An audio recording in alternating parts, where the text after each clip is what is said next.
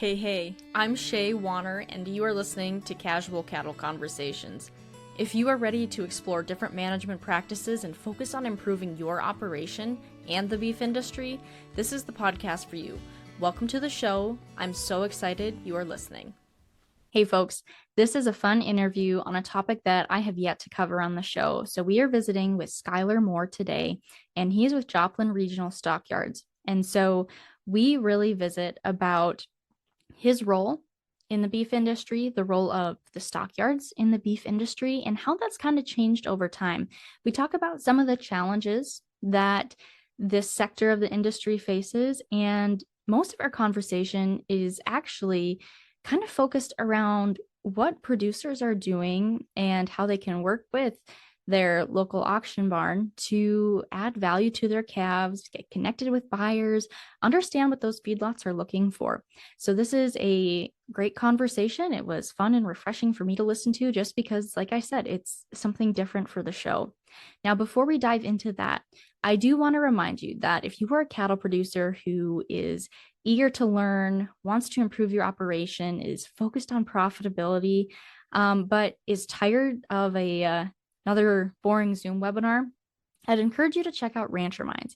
So Rancher Minds is the program that I've been hosting for, I want to say about 3 years now, but it consists of monthly Q&A calls between your peer ranchers and industry experts. So this is a small group of about 13 producers right now. Like I said, we meet once a month and we talk about things like adding alternative revenue streams, cattle marketing, value-added programs, supply chain collaborations, hiring help, business management, strategic planning, transition planning, estate planning. The members really vote on these topics. So it's whatever's important to you. That's what we talk about. And they're simple to join. They're fun. We learn together. We laugh together. We pray together. It's really a great opportunity for ranchers to come together and continue learning in a fun way that works for them. So if you're interested in learning more about that program, head down to the link in my show notes and that'll take you to my website, or you can simply use the contact us feature on my website and that'll send me an email. With that, let's visit with Skyler. Well, Skyler, I appreciate you taking time to be on my show today and visit about a sector of the industry that I have not yet represented on the show completely, maybe in a few side paths. And I've talked about it a little bit through my Rancher Mind program, but not directly on the podcast. So to give listeners a little bit of a background on who you are and what you do, can you talk a little bit about your role in the industry today? Sure, Shay. Just to tell you a little bit about what we do. The Joplin Stockyards is it's a family business. My dad got started in it in 1985. Today, I run it with my brother and my brother-in-law and my dad still involved. Um, in '85, we were actually in old downtown Joplin. It started operating in 1930. It was right on a railroad track. A lot of cattle shipped in and out by railway. In 1995, we actually moved to a new facility out. We're probably east of Joplin, about 7 or 8 miles, right off I-44. I believe it's about 9 or 10 acres under roof and capacity for outside traps to hold about 5,000 additional head. We're actually the only CAFO stockyards, I believe, in our area, maybe in the United States. So we have a lagoon system, we have a pivot, and we can put as many cattle in here as we want. So that's one thing that's a little bit different about us. Last year we sold right at 540,000 head. So we was considered the largest in the United States. It looks like we're on track this year to probably sell about the same. We have a video sale, which is called Primetime Livestock. We market about 150,000 head on it annually.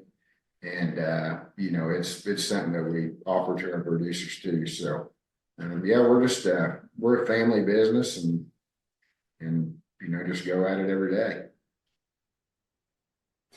Well, I always like a good family business story, especially in the cattle industry.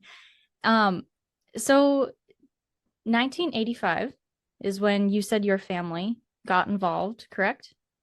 Right. Well, my dad actually went to work at the old downtown stockyards in 1977. Okay. And at that time, it was 5 commission companies, and he worked his way up. And then that's when he bought the last commission company out in 1985. So we took full ownership. Can you talk a little bit about how the role of the sale barn has changed since, 1985 up until today? As far as the role of the stockyards is, our role not only is working with our producers, we work with both ends. So we're working with producers, we're working with buyers. This is something every day, that we do. So honestly, as far as the role in the stockyards, obviously in 1985 and coming up even to 10 or 15 years ago. So we're always talking to these buyers, we're talking to producers, and we've implemented a lot of programs over the years. We've always tried to been kind of on the forefront, how our producers can make more money, whether they should wean their calves, what shots they can give. We got a lot of these vaccination companies that we work with. So, I feel like, in 1985, I was born that year, but just the stories I hear, the way things went, everybody just brought a lot of bulls, heifers, not weaned. There was just not a lot of stories being told about the cattle, anything to add value, really. There was people doing it, but nothing like today. So, over the years, I feel like that not only we play the role of marketing the cattle for people, but also that we try to help them with their genetics, their vaccinations, different things like that, how long they should wean the calves. So just try to really get the producer and the buyer connected. So they're selling cattle the buyer wants to buy, and the buyer is happy on the other end on his purchases he makes. So, that's one thing that I think it's really changed over the years. Especially here, we get a lot of cattle out of Arkansas and Oklahoma, and even today we get them out of Mississippi, Kentucky, Virginia, Georgia, Florida. We really sell cattle worldwide, and I think that you've seen that the way people take care of their cattle, the genetics, the things the shots they're given has got. It's all kinds of improvement the last 38 years. That's how old I am. So that was 1985, but I think you've seen a lot of change in that. So can you talk a little bit about some of those value added routes, opportunities, programs that some of your producers are seeing success in, liking? Just talk a little bit more about that space, because that's always a topic that listeners seem to be interested in. And I think it's really there's been a push for it for a while, and it continues to be of more and more importance as we continue on in the industry. So touch a little bit more on some of those value added options. Sure. So, if you look back maybe 12, 15 years ago, October used to be our biggest month. All these spring calves would come to town, they wouldn't wean them. We'd have 10,000 head of them. They always brought less than the market, but as we've gone over time, there's less and less people that want to buy high risk calves. It's just, there's fewer and fewer of them all the time. One thing that we do is we background a lot of cattle ourselves, and there's nothing worse than having to sit here and support your market on a rainy day in October and have to take all them calves home, because more than likely a lot of them's going to not make it.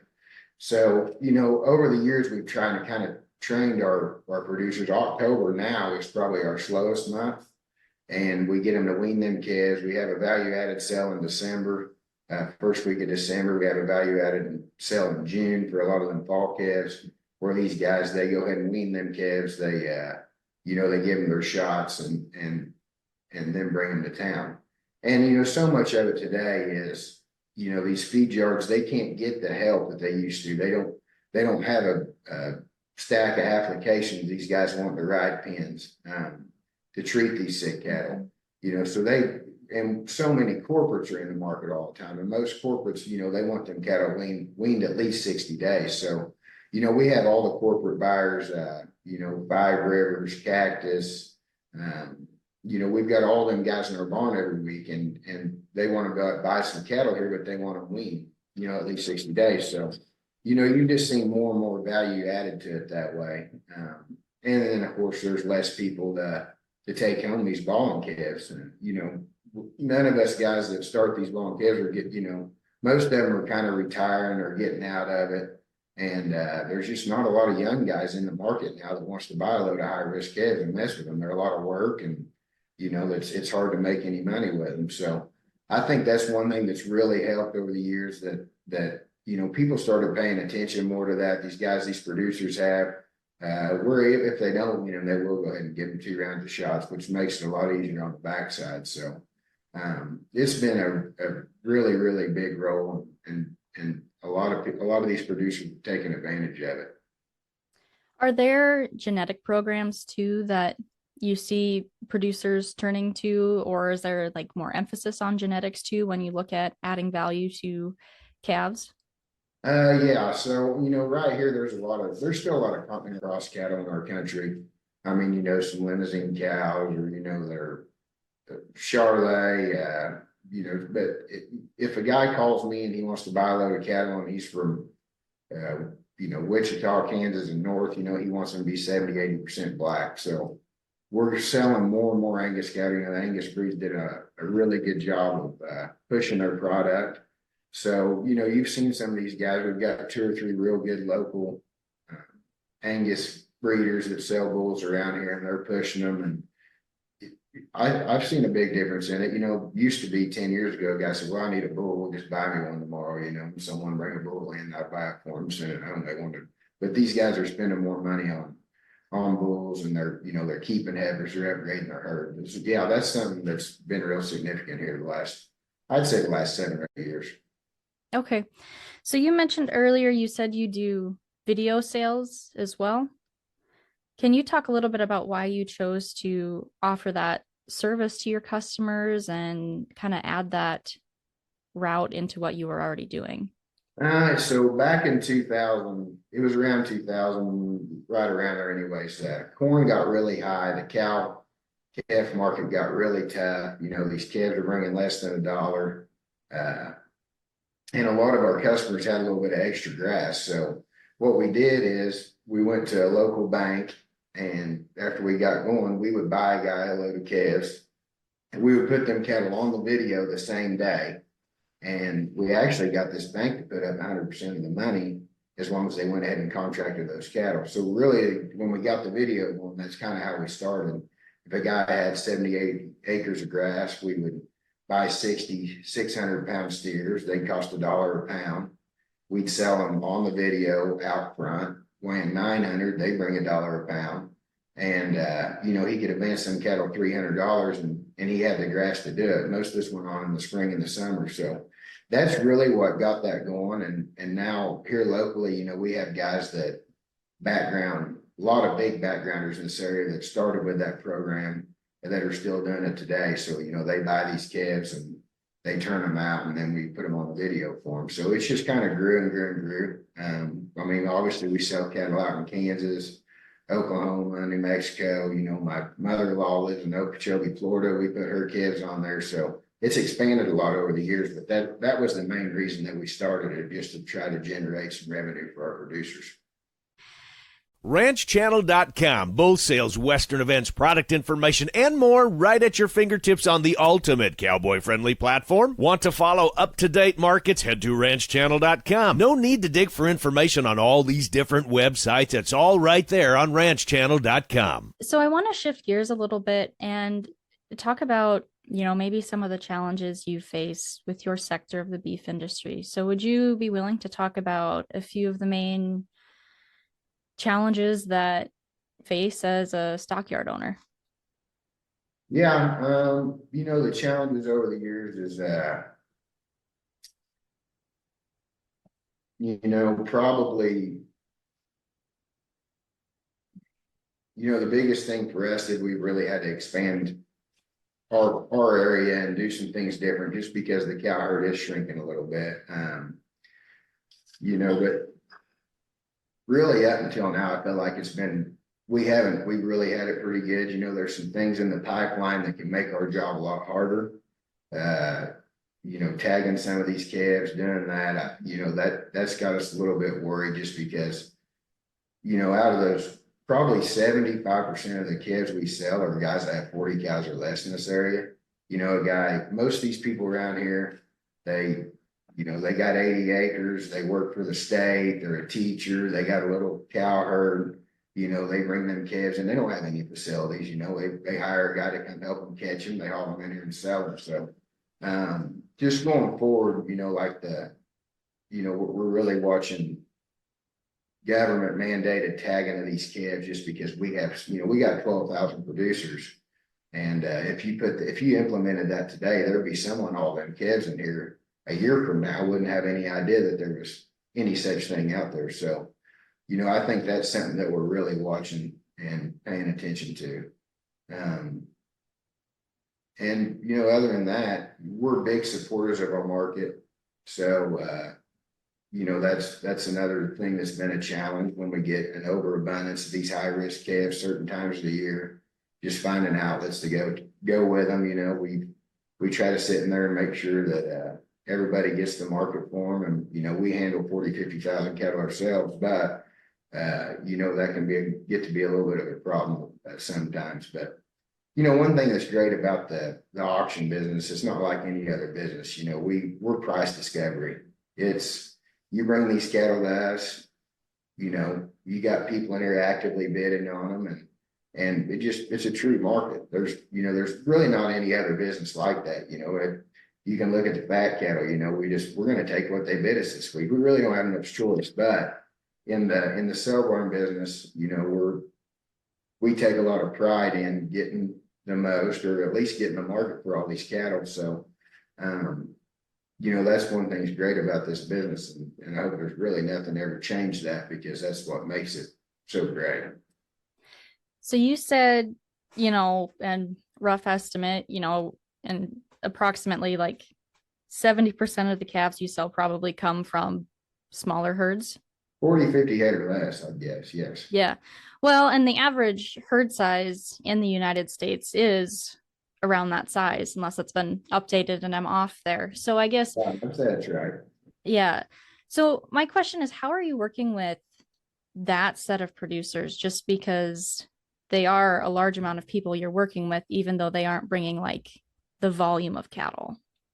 So, like we've implemented a co-mingle program here, and we've had it, I'm not sure when we started it, but for guys that have 20 head or less, they'll haul them in here on Sundays. We actually got a computer system that sorts those calves and steer, heifer, bulls, weight. They get put into larger lots of cattle, and then they get sold on Monday. So, the thought behind that is cattle bring more in bigger numbers. Mm-hmm. It's not like if you go out and buy any other commodity, really. If you're going to buy 100 loads of corn, you're probably going to get it cheaper than if you bought one load. Cattle, the more there are, usually the more they bring. So that was our thought in that. So, we'll have from 3 to 900 head in that commingle. We might have 500 head in the commingle that belong to 200 different producers. We talked to our buyers. They said, well, it'd be nice if they had some kind of shot. So we actually give them a modified live nasal. They come in on Sunday night. We run the drive-in. The computer runs them down a long alley, sorts them into load lots, and it don't matter if we have 4,000 head or if we got 14,000. We sell those calves at 11 o'clock every Monday. So that's kind of the prime time of our sale. 10 to noon, but we try to shoot for 11 o'clock. So it gives all these small producers a chance of catching the prime time market, be able to get sold in a bigger group. And, if a guy hauls 2 calves in here on a Monday and we got 16,000 head, well, he might have to sell late that night, take a lot of shrink, different things like that. Instead of bringing them in Sunday, we put them in the commingle groups. They get put on hay and water. We bring them right out of them pens into the stacking alleys, and then they get sold at a really good time. So that's been one of the ways that we've worked with the really small producers.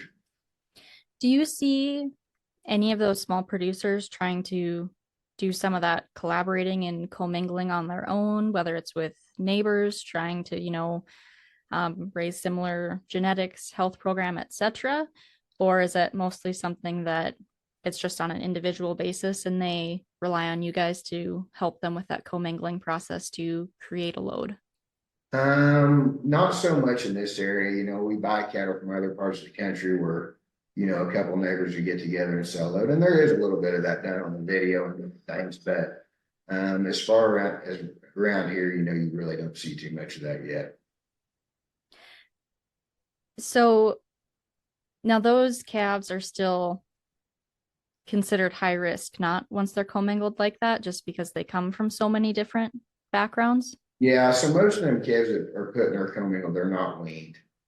They haven't been shot. So yeah, they're still considered high risk, but they still will bring more if there's more of them. We actually used to do a program with MFA on our specials where we would commingle all those calves together and sell loads of weaned cattle with 2 rounds of shots, which it worked good, but over the years as the numbers went down, we really couldn't justify doing that. So we just let each individual sell their cattle. But yeah, they can still be high risk. There's no doubt about that. But it's better. I mean, it's not as good as bringing in one producer showing up with volume of uniform calves, but it's better than selling Right. Well, 10 here, 5 there. If a guy's got 40 cows and he runs the bull year round, he brings in 10 calves. They weigh from 2 to 800 pounds. He cut one of them, but he didn't cut the other one. They're steers, heifers, and bulls. And you sell those 10 calves in 6 drafts because you don't have one animal that's the same. Well, when you do that, instead of selling them 10 calves with 500 other calves in 30 minutes at 11 o'clock, those 10 calves, it takes 10 minutes to sell those 10 calves. And while you're selling those, or somebody else's calves outside or weaned or whatever that are sitting there shrinking. So it takes time off the sale too. So not only does it benefit the little guy, it benefits the big guy too, because it does speed our sell up. It might cut, if you had to sell those 500 calves along with 200 producers without commingle, they might be split up into 100 different lots that you have to sell during that sale. Well, so much of this is about shrink for the producers, so it cuts a lot of time off the sale and speeds things up too. Yeah, absolutely. So you guys do specialty sales as well, correct? Yes, ma'am. Can you talk a little bit about why you do some of those specialty sales and why some of your customers like that? So like I said, we had a wean back in December, and we have one in January, and then we have one in June. But we have our own brand of tags, so if a guy wants to wean them 45 days, we have a 45-day wean tag. We have a 60-day wean tag. They fill out paperwork, they verify it all through our system, and then buyers can come in here and buy them with confidence. So that's the main reason. You'll see some of those cattle at them special sales bring $5 to $10 more, just because them guys know that these people's put in the work. So these guys that's doing all the work and they can put a tag in them, cost $1, and get $50, $60 more ahead, then it's a real big benefit to them. And we've had several guys start participating in that. Even if they don't put them in and bring them to a special, if they want to market them at another time, they'll still go ahead and wean them, do the work, and put our tag in them, because our buyer base is usually about the same every week. They can look and see that those calves have our tag, and then the buyers know that they've done the work, and so they can get a little bit of a premium on a regular sale, like on a Monday. Are you seeing success with like other tagging programs? Like I'm a Red Angus person, so I think of FCCP, Allied Access. I know there's premium red baldy tags. I know other breeds have their tags as well. So are you seeing demand and success with some of those programs as well? No, absolutely. Any kind of program that if I'm auctioneering the sale, I'm an auctioneer, my brother's an auctioneer, my dad's an auctioneer, but anything that we can tell these buyers a little bit more about these cattle and have a visual tag in them, and the more you can talk about the cattle, the more value it's going to add. So any of those kind of programs, they create a lot of value.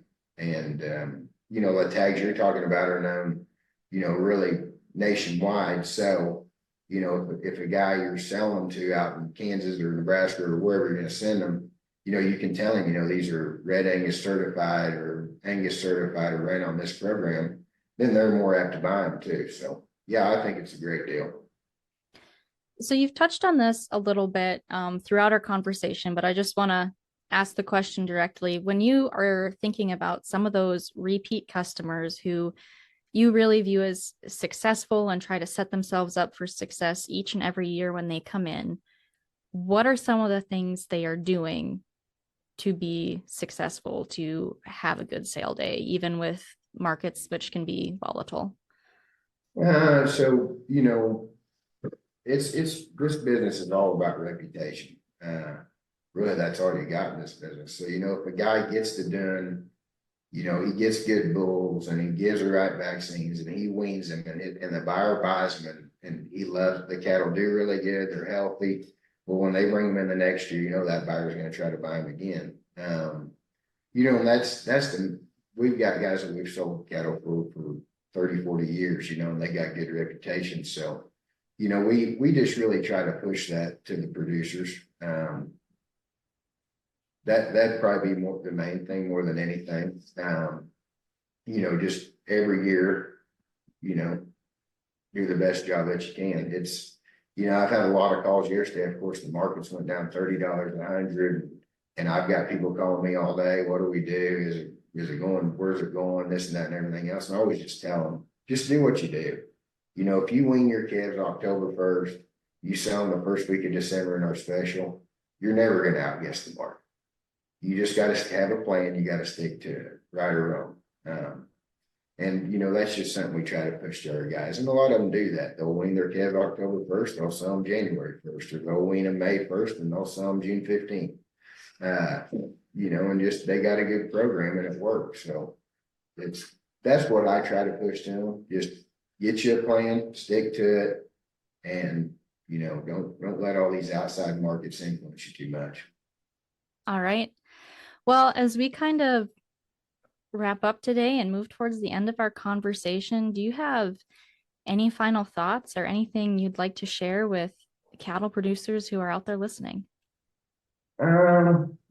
Really, it's I don't have too much. One thing about it, I just I suggest that you keep supporting the sale barn as much as you can, or video sales. I think it's a great way from getting everything too vertically integrated in this business. That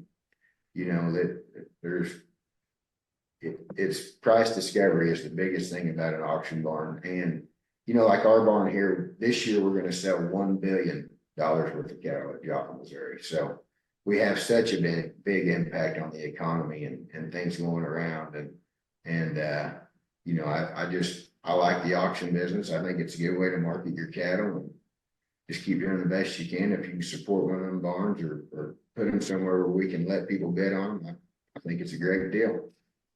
All right. Well, Skyler, thank you for your time today and sharing your story and knowledge with my listeners. You're welcome. Thanks for having me. And that's a wrap on that one, folks. Now, remember, if you like this episode, give me a shout out on social media, text it to a friend, send me a screenshot of that, and I'll enter you in a giveaway for a gift card to your favorite local farm store. With that, have happy ranching, folks.